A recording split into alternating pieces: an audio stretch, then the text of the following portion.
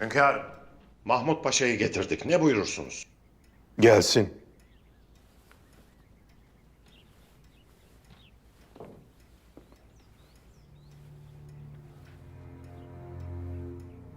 Kelepçelerini çıkarın.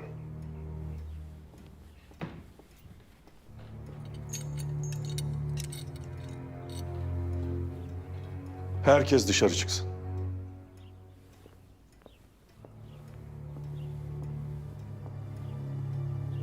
Gel.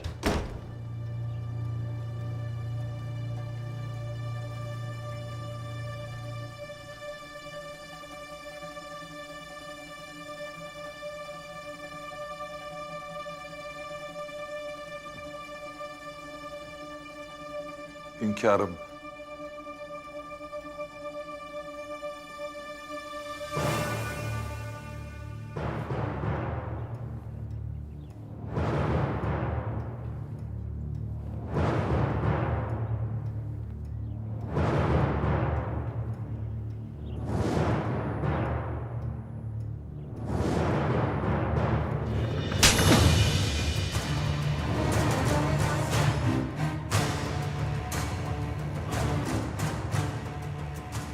Sadece bu tokadı düşün. Paşa. Sadece bu tokadı.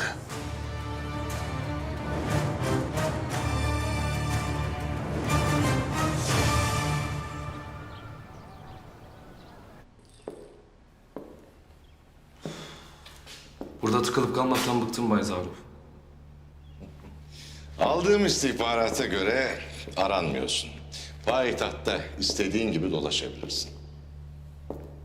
Ha, Kerem. Bana bahsettiğin biri vardı. Hani en yakın arkadaşı Abdülhamit'in en güvendiği gençlerden biriymiş. Ha, Yusuf. Ben yokken araç işlerine de o baktı. Çok cevval, yetenekli de. Benim adamım oldu zaten. Haraç işlerinden mi?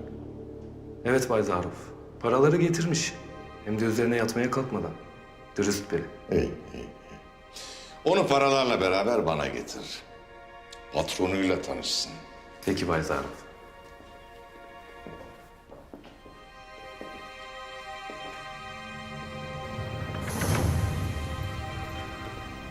Ey ölüm. Senin yüzün ne soğuk. Senden olan tahta da ip de öyle. Soğuk.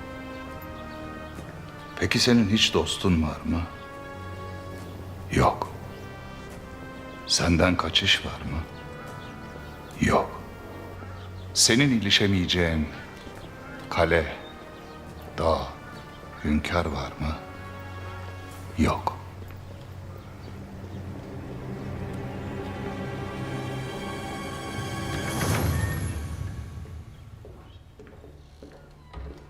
Bay Zaruf. Ha.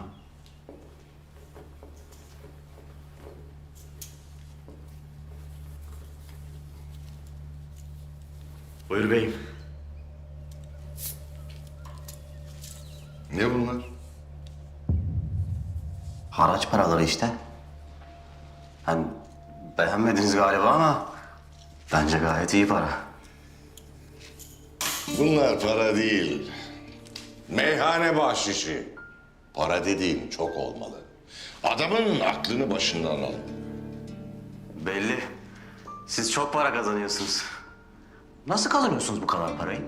Ben silah tüccarıyım. Dünyada ne kadar kan akarsa ben o kadar para kazanırım. Sen de benimle çalış, sen de kazan. Hani ben iyi silah kullanırım lakin silah ticaretinden pek anlamam. Basil Zaharov'la çalışmaya başla, gerisi kendiliğinden gelir. Nasıl ne yapacağım yanınızda? Senin bir arkadaşın var. Saraya girip çıkan. Ömer mi? O arkadaşın üzerinden sarayla bağlantımızı kuracaksın. Ömer saraya girip çıkar da onun kendine hayrı yok. Peki ben ne kazanacağım saraya girip çıkarak? Hala para diyor. Dediği şeye bak. Kerem, Sen şu yakışıklıyı götür. Bir güzel esvaplar giydir, donat. Ondan sonra kendine gelsin konuşuruz. Hadi. Tamam Baytarım.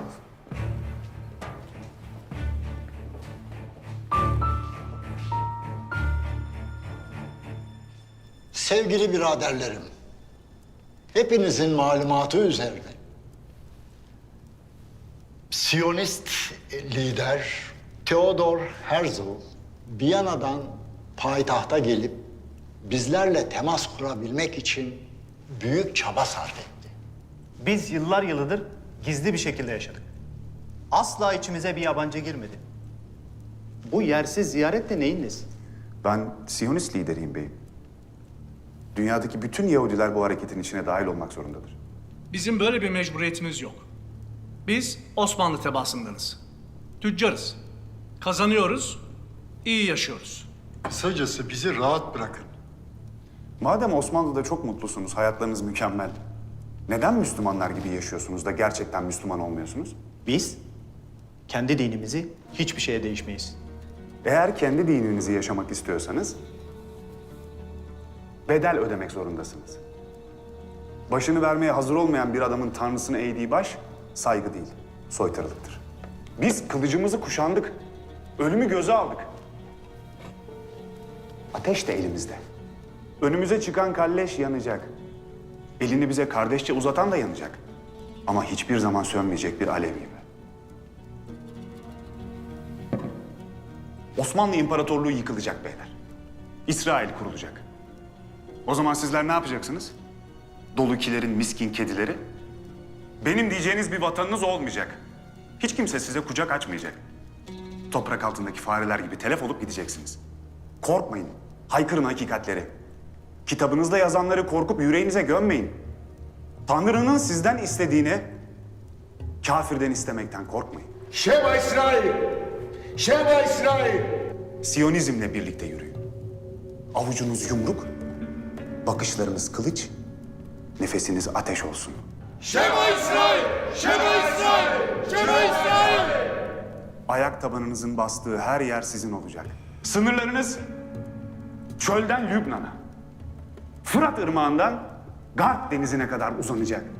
Sizlerin önünde hiç kimse duramayacak. Allah'ınız Rab size söylediği gibi içinizdeki dehşeti ve korkuyu ayak bastığınız diyarların üzerine yayacaktır. Şema İsrail! Şema İsrail! Şema İsrail! Biz tüccarız. Osmanlı'da bütün desteğimiz sizindir.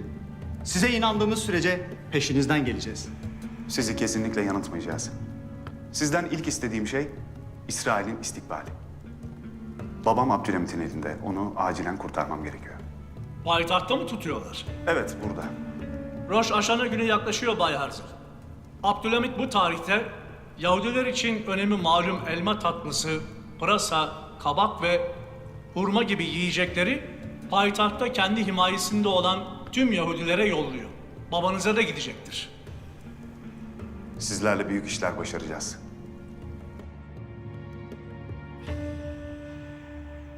Ne yapacağız Sabahattin? Dört bir yanda padişah dayımın öfkesinden bahsediliyor. Mahkeme kurulacakmış. Hünkâr bir an evvel karara varılmasını istemiş. Eğer pederim o mahkemeye çıkarsa hiç kimse kellesini kurtaramaz validem. Hiç kimse. Tamam. Tamam sus artık. Bir çare bulmak lazım. Ne yapacaksın validem?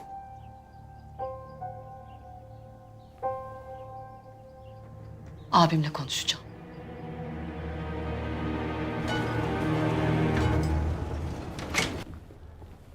Kıyafetlerimiz birbirinden güzel. Buyurun seçin. Durma öyle. Gel bak sen de.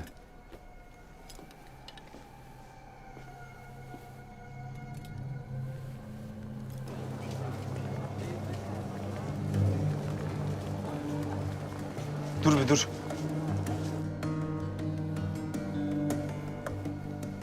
Bak bu yakışır sana. Hayırdır Ömer Efendi? Biraz bekleyelim burada. Ama vazife bekler. Çok değil kardeş. Olur. Çıkar bakalım üstündekini deneyelim. Yardım edeyim.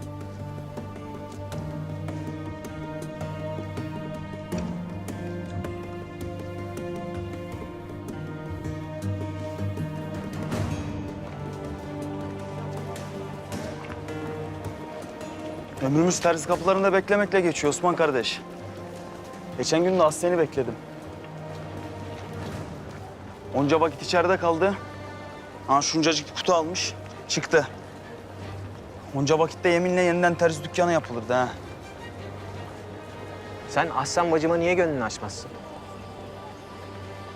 Onu hiç sorma kardeş. Hünkârımız öyle emretti. Gönlüne sahip çıkacaksın dedi. Sen ne dedin? Ne diyeceğim kardeş? Hünkârımız emretmiş. Karşı gelmek mi olur? Eyvallah dedik. Bir de şunu dene. Yakıştı. Çok güzel oldu. Verin.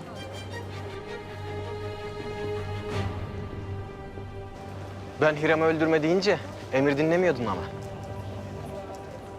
Ya kardeş kusura bakma. O an öyle bir sinirle vurdum sana. Affola. Dert değil Ömer Efendi. Tasa etme. Eyvallah. Ama sen Aslan bacı meselesini bırakma. Yoksa tren gider. Sen ardından el sallarsın.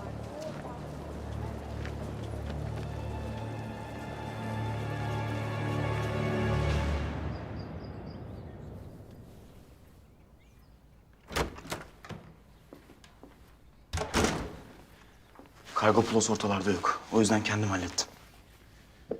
10 dakika oldu valide. Yarım saat hazır olur. Aman bir aksilik çıkmasın da oğlum. Çıkmayacak. Seniha Sultan. Hünkârımızın huzuruna çıkacakmış. Tabii. Koşarak gidip hünkârımızın merhametine sığınmaya çalışacaktır. Ama bu sefer hesaplamadığı bir şey var. Göğsündeki broş. Gerine gerine dolaşıyor etrafta. Hünkârımızla görüşürken de üzerindeydi. Bilirsin, baban bir gördüğü şeyi bir daha asla unutmaz. Ve bu fotoğrafları gördüğü zaman o broşun nereden geldiğini anlayacak. Abdülkadir, bu broşlar sınırlı sayıda yapılmış. Ve kraliçe sadece çok güvendiği kişilerin eşlerine bu broşları hediye ediyormuş. O fotoğraflardaki hanımların hepsi İngiliz sömürgelerinin valilerinin eşleri.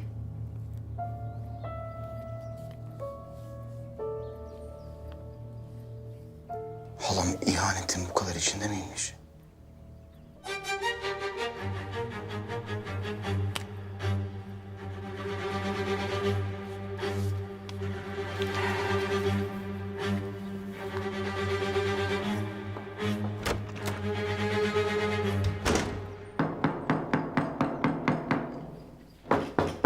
Gel.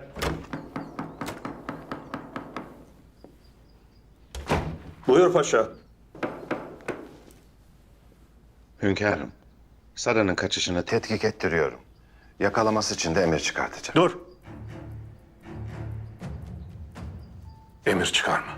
Ama hünkâr, Sarayı içerideyken kullanamayacaktık. Hiram'ı salın. Yaptığımız anlaşmayı hatırlatın. Sara'nın peşine düşsün. Sara Melike'nin sırlarını saklıyormuş. O sırlar bizi Vatikan'daki hafiyemize götürecek. Biz de Hiram'ın istediğini vereceğiz. emredersiniz.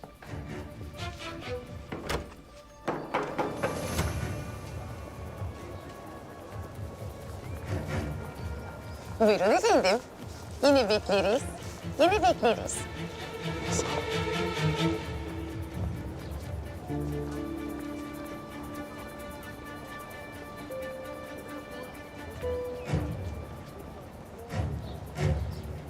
Bunlar bunu alacak parayı nereden buluyor lan? Ömer Efendi. Vazife. Ya dur hele kardeş. Hamam bu.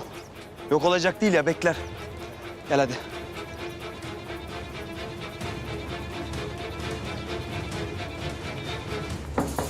Gel.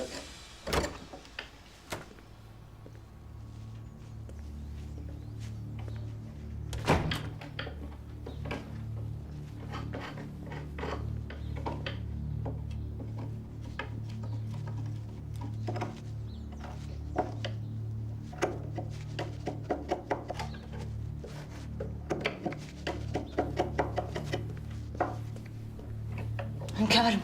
Kocanızı affetmemişim buraya geldiyseniz boşa zahmet etmeyin. İlmek atıldı. Kendi kardeşinize, yeğenlerinize de mi hiç acımazsınız? Ben size zamanında merhamet ettim. Elimde deliller vardı, hatırlar mısınız? Saltanatımın ilk yıllarında biraderim Murat Efendi'yi tahta çıkarmak istediniz. Bir ihtilal komitesi kuruldu. Komitenin başında sizin kahyanız vardı. Hünkârım. O kahyanın komiteye girmesi için senin ve Mahmut Paşa'nın bilgisi olmalıydı. Öyle bir ihtimal var mıydı? Merhamet! Abi! Abi ne olur. Ben ne suç işledim? Hı?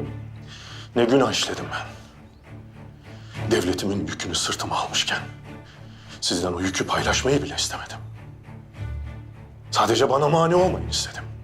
Lakin siz karşıma biraderim Murat Efendi'yi çıkardınız. Sizi o zaman bile affettim. O vakitten sonra ben de kocam da size ihanet etmedik hünkârım. Yemin ederim ki etmedik. Size yalvarıyorum. Beni kocamı idamla sınamayın ne olur. Abiciğim. Bana inanın. Benim hiçbir şeyde dahilim yoktur. Siz söyleyin bana benim suçum ne? Ben ne yapayım artık? Sabahattin babasının acısına dayanır. Lakin Lütfullah yıllardır uzakta okur. Ben ona öyle bir şey söyleyemem. Küçüktür. Babasının başına gelenleri duyarsa mahvolur, dayanamaz. Eğer deliller Mahmut Paşa'nın bu işin içinde olduğunu ispatlarsa yapacak... Söylemeyin. Hatırım için devamını söylemeyin.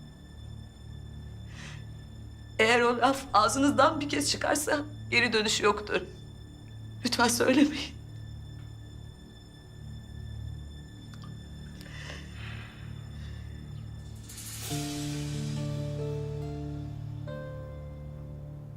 Gel otur. Otur.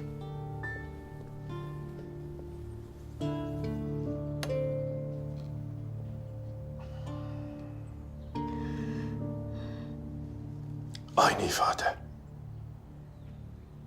7 yaşındayken saraydaki perdeleri yaktığınızdaki ifade. Aynısı.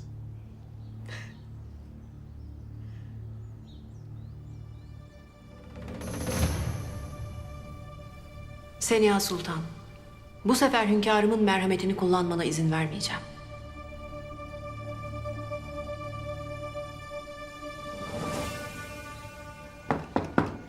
Gel.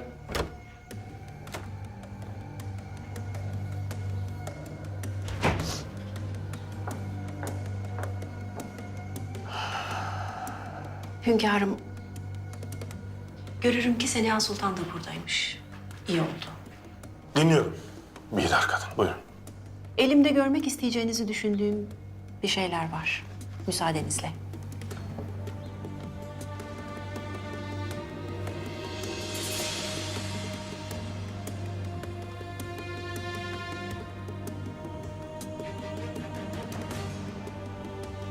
Görüyorum ki Seniha Sultan Mahmut Paşa için ricacı olur. Benim de erkek kardeşim vazifeden azledildi lakin ben meseleye dahil olmadım. İsterim ki Seniha Sultan da siyasi meselelere dahil olmasın.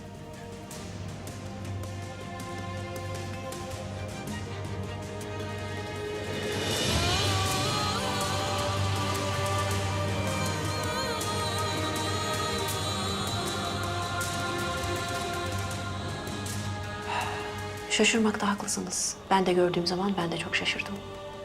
İngiltere Kraliçesi'nin sadece sömürge valilerinin eşlerine verdiği o hususi broşu Seniha Sultan'ın üzerinde görmek takdir sizindir hünkârım.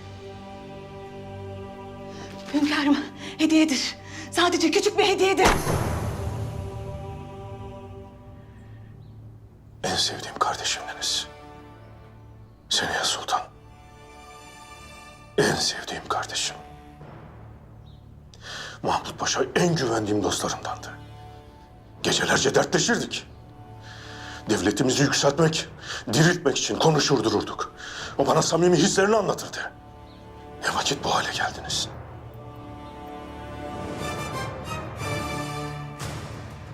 Kocanız zindanda idam edileceği günü bekler. Siz de haremde kalacaksınız. Dışarı çıkmayacaksınız. Sarayda hapis hayatı düşünün. İkinizin aklanmasını en çok ben isterim. Seniha Sultan. Seniha Sultan için haremde müsait bir yer tahsis ediniz. Dışarı çıkmayacak.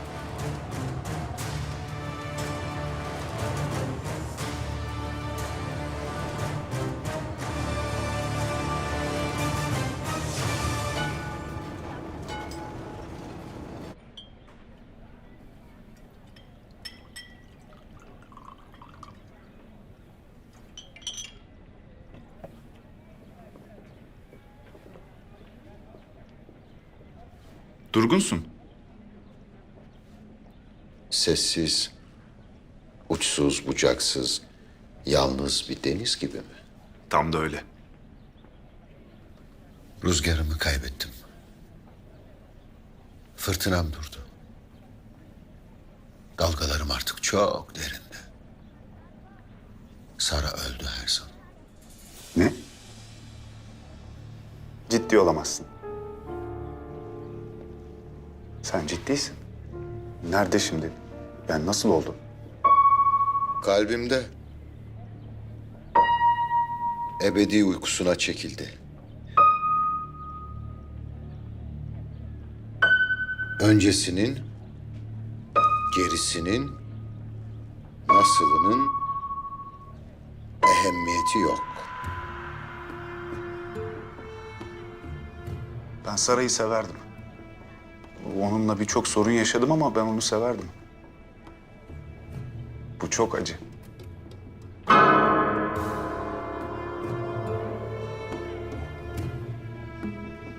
Benim duyduğum acının zerresini duyamazsın. Üzgünsündür elbet. Ama bunun benim için hiçbir ehemmiyeti yok. Konuyu kapatalım.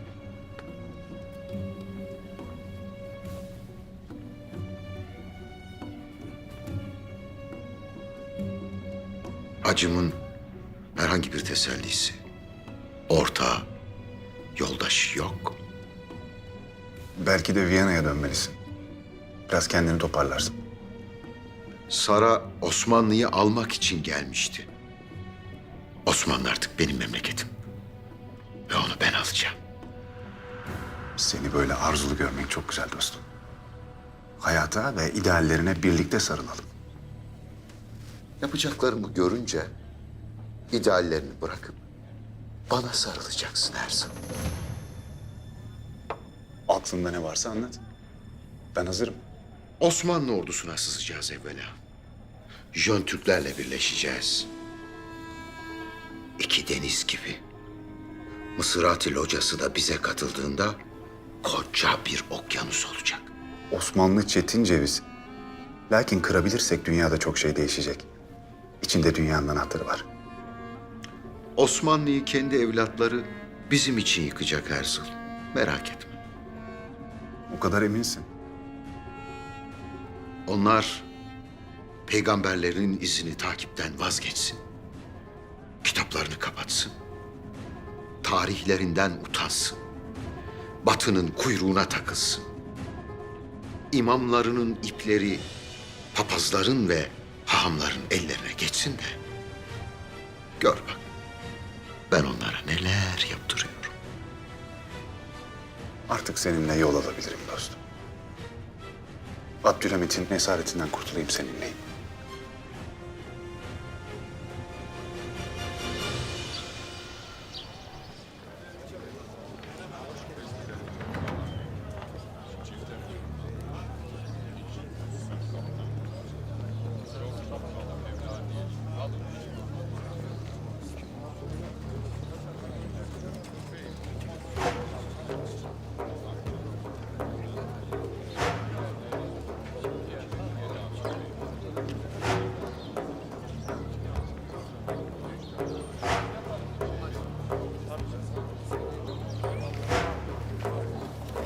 Neresi burası?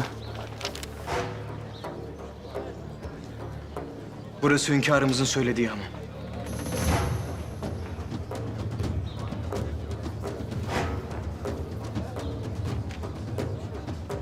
İşler iyice karıştı kardeş. Sen beni burada bekle. Ben bir içeri bakayım. Dikkatli ol.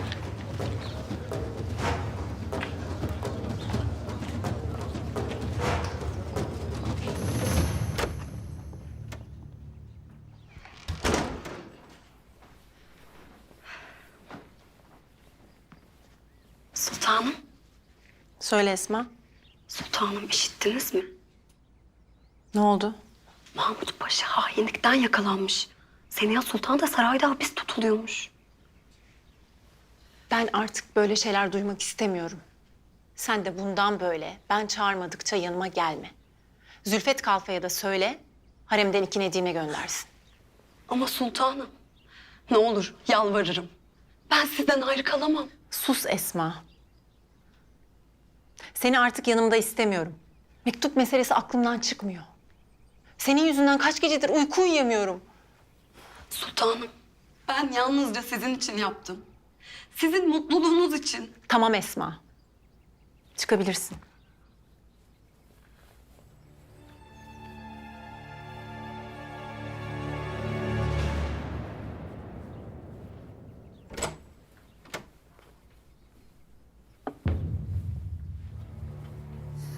Allah ömürler versin, Allah ömürler versin, Allah ömürler.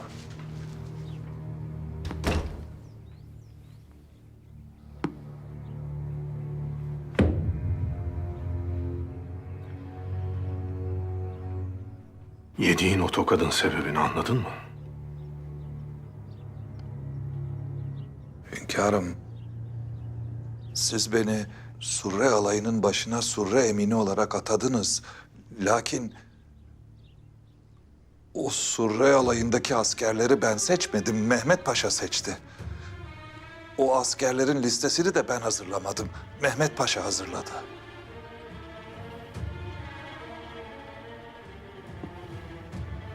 Listeni kendin hazırlamadın mı? Ben hazırlamadım hünkârım. Ben hazırlamadım. O Surre alayındaki ihanet eden askerlerin hepsini Mehmet Paşa seçti. Ben o askerlerin ihanet edebileceklerini nereden bilebilirdim ki? Ben masumum hünkârım. Listenin altındaki imza tetkik edilsin. Emredersiniz hünkârım.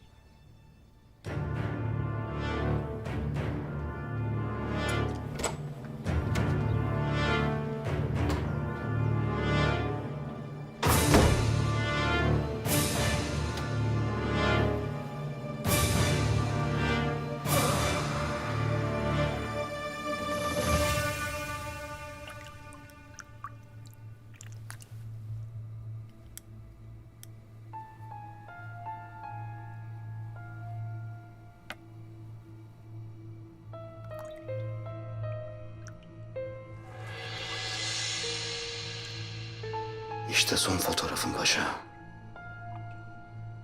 Bundan sonra ne yaparsan yap, ne söylersen söyle.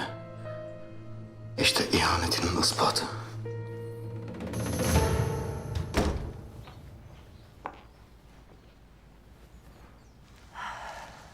Nasılsınız Fatma Pesen Sultan? Sağlığınız yerindedir inşallah.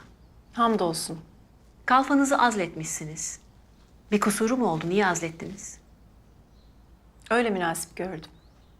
Peki. Kendisini saraydan göndereceğim. Ben onu geri alacağım. İstirahat etsin diye bir müddet izin verdim.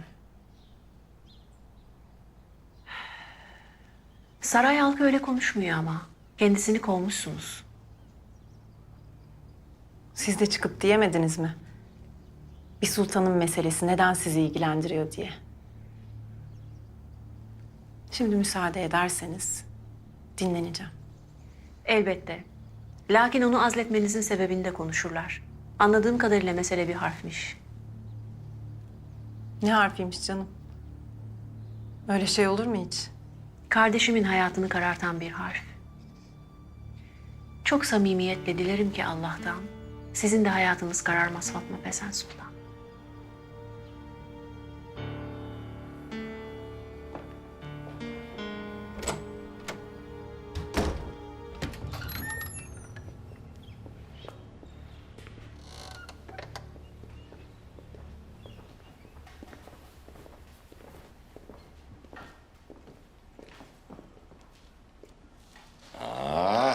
Şöyle. Seni hep böyle asilzade elbiseleri içinde görmek isterim. Ceplerini de doldurmak isterim. Tabii. Herkes para kazanmak ister. Ya. Senin kazanacağın para herkesin kazanacağı cinsten değil. Çok daha fazlası. Yusuf'un ne kadar mahir olduğunu göreceksiniz Bay Zaruf. Şimdi gidebilirsin. Önemli bir şey olduğu zaman Kerov sana anlatacak. Peki ağam. Ağam mı? Bırak bu maraba ağzını. Bana Bay Zaharov de. Lütfen. Bay Zaruf.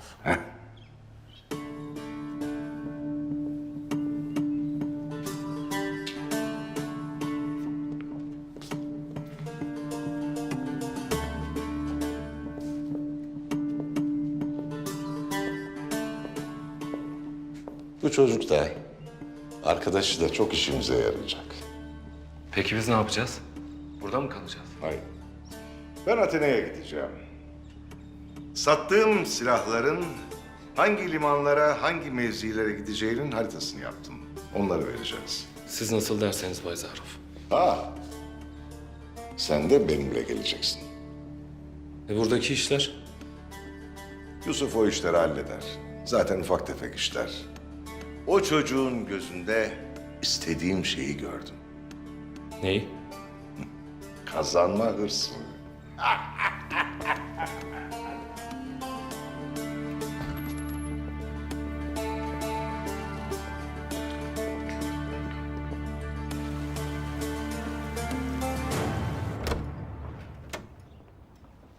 Hünkârım. Buyur paşa. Hünkârım. Mahmut Paşa'nın söyledikleri doğruymuş. Hain askerleri seçen Mehmet Paşa'ymış. Altında imzası var.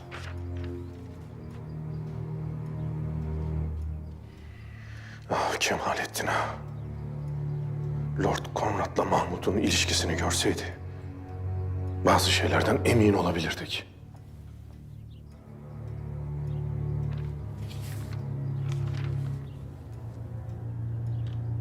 Müdde-i umumi iddianameye eklesin.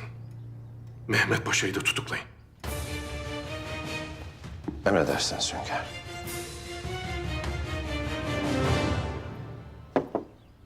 Gel.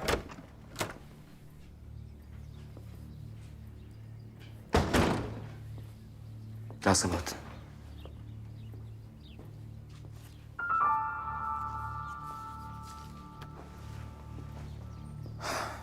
Ne yapacağımı bilmiyorum. Pederim tutuklu. Dar ağacına giden yola çıkmayı bekliyor çaresiz. Validemse sarayda tutuluyor. O da zevcinin derdinde. Hünkârımızın tek bildiği şey hapsetmek. Asmak, kesmek. Mahkemede hakim de kendisi. Şehzadem, kelamların boşluğu dövsün diye konuşmuyorum. Hep birlikte bekleyip göreceğiz Sabahattin. Gel. Şehzadem, Bidar Sultan sizi beklemektedir. Tamam, geliyorum. Bu haksızlık karşısında bir şey söylemeyecek misin kardeşim? Haksızlığın karşısında susan dilsiz şeytandır Sabahattin. Ve ben susmayacağım.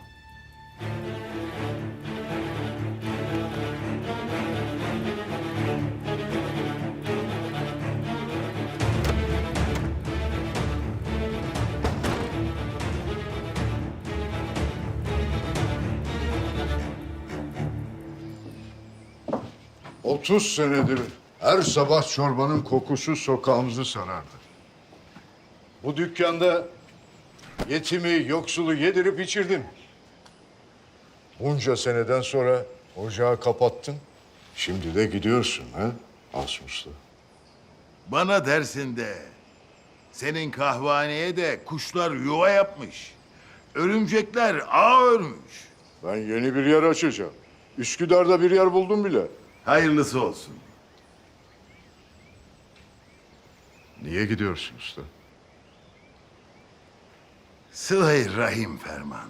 Sıla-i Rahim. Kimin var ki Söğüt'te? Sen Sıla-i Rahim'i kanlı canlı birini ziyaret mi sanırsın Ferman? babam var. Şehidoğlu şehit kardeşim var. Anam var. Mezarı garip. Koşup oynadığımız, ağabeylerimizle kılıç savurduğumuz yaylalarım var. Çayırlarım var. Ya Ömer ne olacak? Ben Söğüt'ten payitahta yalnız geldim, yalnız döneceğim. Ona gel diyemem. Veda etsem korkum odur, birbirimize gönül koyarız. Sen Ömer'e söyle Ferman. Hakkım ona helaldir. O da hakkını helal etsin. Toprak beni çağırır Ferman. Toprak. İnşallah nasip olur da Söğüdümün toprağına kavuşurum.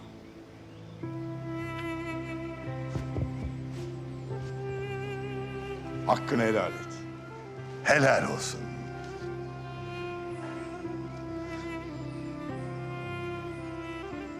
Ömer'e selam söyle. Aleykümselam. Allah birbirinize kavuştursun. Amin. Hadi bakalım.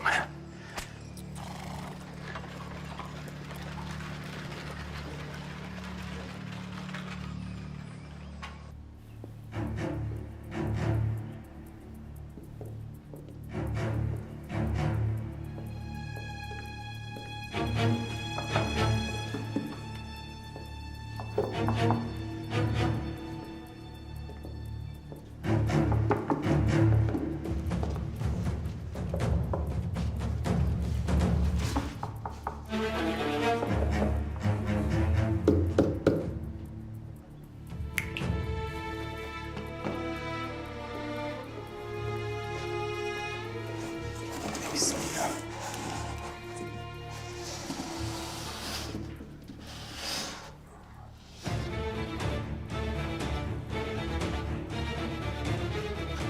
Bismillah. Bu Zaruf tehlikeli adam. Biz vazifemize bakalım kardeş. Çok şey biliyor.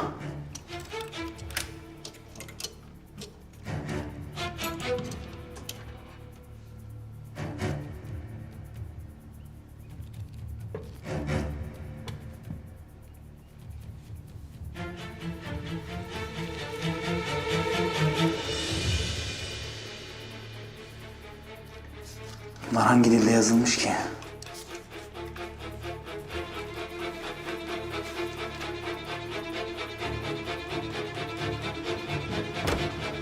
Artık kesin bitti validen. Bittik. Ne oldu Sabahattin? Abdülkadir bizi takip etmiş. Bir de fotoğrafımızı çekmiş. İşte bu fotoğraf ellerine geçerse pederim de ben de bu sefer... Ne diyorsun evladım sen, ne fotoğrafı? Konuşsana Sabahattin, ne fotoğrafı? Yok. Yok bir şey validem. Ben telaştan öyle konuştum. Ne dediğimi bilmiyorum. Sabahattin! Nereye gidiyorsun? Geldin bir hışımla hiçbir şey olmamış gibi gidiyorsun. Ne oluyor evladım? İngilizlerle konuşmaya gidiyorum. Belki pederimle hiçbir alakaları olmadığını söylerler. O zaman kurtuluruz validem. Sabahat! Hay Allah! Allah'ım sen bize yardım et. Bunlardan hangileri bizim aradığımız veskalar? Hangi lisan ya bunlar? Aradığımız veskalar Almancadır. Almanca'da. Biz ne bilelim gavur lisan. En iyisi hepsini götürelim. Doğru dersin. Hadi sen onları götür. Bekleme beni. Öyle olmaz kardeş. Hünkârımız vazifeyi sana verdi. Beraber gideceğiz. Peki.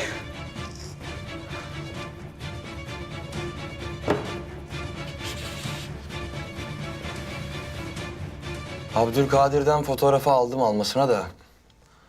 Aslı yine ondadır bence. Sadece zaman kazandık. Vay sümsük şehzade Abdülkadir. Demek başımıza çorap örmeye çalışıyor.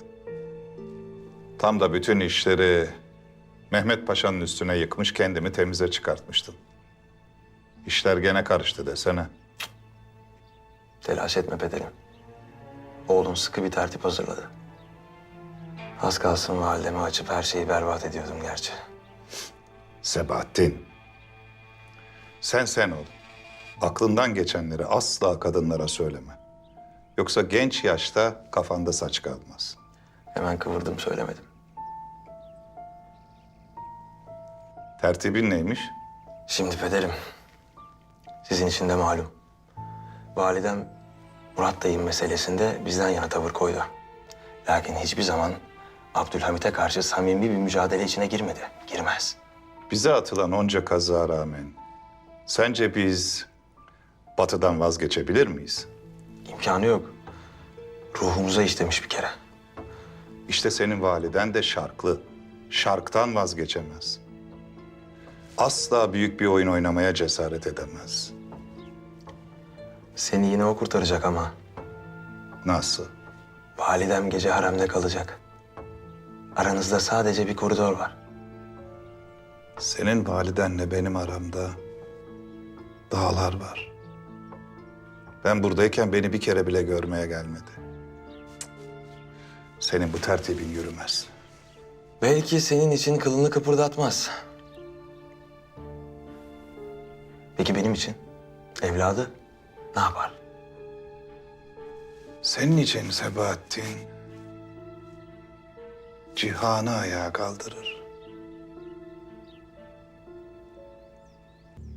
Hadi bakalım. Validem sakin olun. Telaşa lüzum yok. Şu liste meselesi hiç iyi olmadı Abdülkadir. O hususta merak etmeyin. Elimizdeki vesikanın kudreti dayımı kurtarmaya yetecektir. Gerisinin ehemmiyeti yok. İnşallah, inşallah. Lütfen.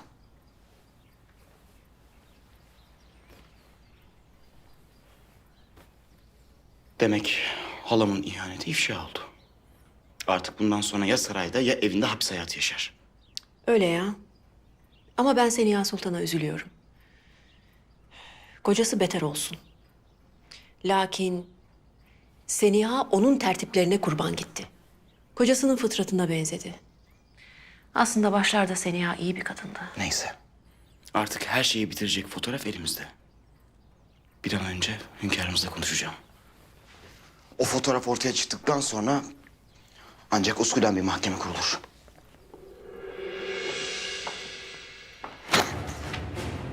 Sabahattin. Sabahattin fotoğrafı almış. Ne diyorsun oğlum sen? Ne yapacağız şimdi? Merak etmeyin validem. Fotoğrafın tabı elimdedir. Bu bize sadece zaman kaybettirir. Ne kadar zaman kaybettirir Abdülkadir? Karga polosu olsaydı daha erken olurdu. Ama akşama hazır olur. Mahmut Paşa'nın az zamanı kaldı.